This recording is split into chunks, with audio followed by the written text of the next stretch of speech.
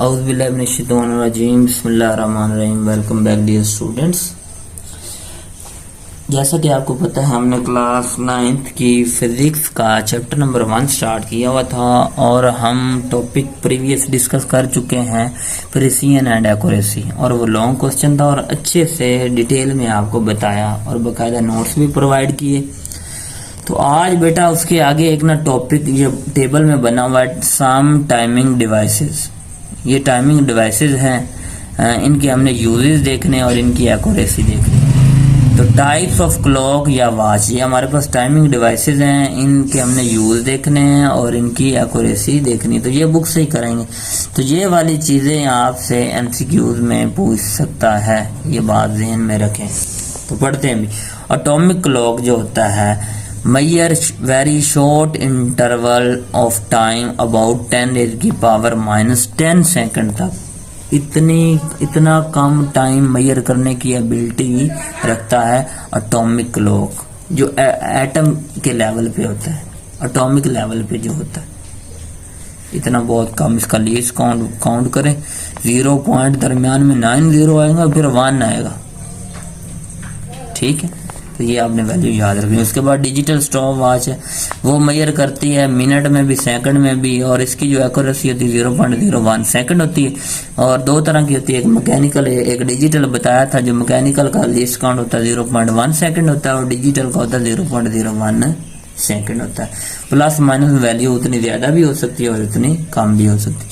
उसके बाद analogue stop watch जो होती है, ये जो नॉर्मल आप लोग यूज करते हो ना, निडल वाली स्टॉप वॉच, ठीक है। तो और एक डिजिटल होती है, ऊपर वाली डिजिटल और नीचे वाली देखें। फिर मैकेनिक मैंने कहा था ना उसको 0.1 इसका लीस्ट काउंट है, यानी कि ये 100 पार्ट की पैमाइश करती है, 100 पार्ट ऑफ सेकंड की पैमाइश करती है, और ये 110 पार्ट ऑफ सेकंड की पैमाइश करती है। ये हमारे पास एनालॉग, और ये भी हमें मिनट और सेकंड मेजर करके देती है। और स्टॉप वॉच किसी भी दो इंटरवल के दरमियान टाइम को फाइंड आउट करने के लिए इस्तेमाल होता है। आप ये भी यूज कर सकते हैं। ये भी डिजिटल मोर प्रिसाइज होती है एज कम्पेयर टू एनालॉग या मैकेनिकल, इसे कहते हैं। उसके बाद टिकर टेप टाइमर, ठीक है। Major short interval of time 0.2 second, 0.2 second, ये भी वैल्यू आपने याद रखनी है।